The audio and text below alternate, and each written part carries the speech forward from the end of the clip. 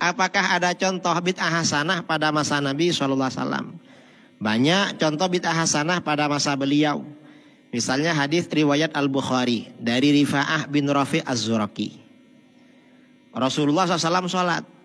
Ketika bangun dari ruku' ya menuju i'tidal, Rasulullah membaca zikir Sami Allahu liman hamidah. Lalu ada salah seorang sahabat berkata, Rabbana walakal hamdu hamdan katsiran tayyiban mubarakan fih. Mestinya kan yang dibaca Rabbana lakal hamdu mil'us samawati wa mil'ul ardi wa mil'u ma syi'ta min syai'im ba'du. Ini enggak dirubah sama dia, nyusun sendiri. Apa? Rabbana walakal hamdu hamdan katsiran tayyiban mubarakan fih. Selesai sholat, Rasulullah tanya, manil mutakallim? Siapa tadi yang baca zikir baru bikinan sendiri?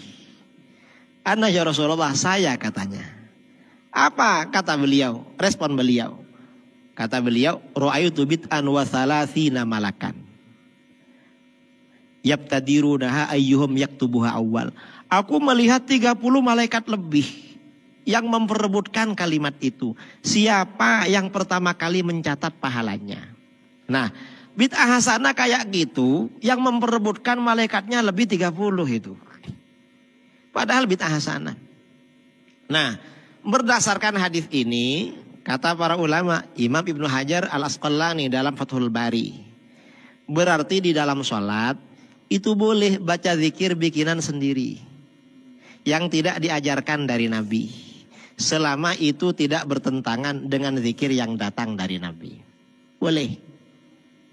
Mengapa? Tadi sahabat kan bikin sendiri, oleh Nabi malah dibenarkan. Berarti boleh. Beberapa bulan kemarin ribut-ribut, apakah doa iftitah pakai ini apa enggak? Ini namanya orang cuma belajar di depan laptop, enggak pernah ngaji pada guru.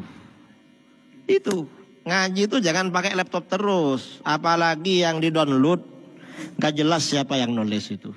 Ada kemarin mempersoalkan baca ini wajah tuh. Wong di Al-Quran ada ini wajah tuh, ada ininya. Sebagian riwayat ada yang pakai ini, ada yang enggak pakai. Terserah itu, suka-suka aja. Yang pakai ya sunnah, enggak pakai ya juga enggak apa-apa. Ini mempersoalkan. Ini sahabat ini bukan cuma ini yang dibikin. Satu baris malah bikin semua. Enggak apa-apa. Oleh Rasulullah enggak ditegur. Apalagi cuma ini. Ini yang pertama ya. Yang kedua, berdasarkan hadis ini kata para ulama, boleh mengeraskan bacaan zikir dalam sholat. Asal enggak mengganggu jamaah sebelahnya. Mengeraskan itu artinya apa? Jamaah sebelahnya sampai dengar tuh enggak apa-apa. Misalnya karena was-was. Ya, baca tahiyat at-tahiyatul mubarakatus shalawatut thayyibatu lillah. Enggak apa-apa. Tetangganya dengar. Cuma yang sunnah memang israr. Yang sunnah itu lirih. Cukup didengar sendiri. Seandainya keras gak apa-apa. Asal gak mengganggu. Yang mengganggu bagaimana? Kalau sampai teriak-teriak at-tahiyatul. Lah kalau begitu mengganggu namanya itu. Karena terkejut. Imamnya terkejut juga itu. Dikira demo itu. Itu namanya tashwish. Ya kalau cuma nyaring dikit-dikit gak apa-apa itu. Gak apa-apa. Ini namanya bid'ah hasanah pada masa Rasulullah SAW. Banyak sebenarnya dalil-dalil bid'ah hasanah. Biasanya kalau disampaikan sama Wahabi nanti jawab, itu kan bikin yang baru ketika Rasulullah masih ada. Kalau Rasulullah sudah wafat, gak boleh bikin yang baru. Nanti Wahabi kita tanya, yang bilang begitu siapa? Kamu apa Rasulullah? Saya katanya. Ya berarti kamu yang bikin ajaran sendiri. Rasulullah gak bilang begitu. Coba setelah Rasulullah wafat gak boleh bikin yang baru, Rasulullah pasti mengingatkan, awas ya nanti kalau saya sudah gak ada jangan bikin lagi. Karena gak boleh.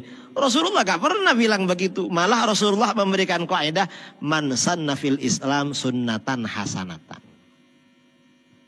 Siapa yang memulai dalam Islam sunnah yang baik, perbuatan yang baik.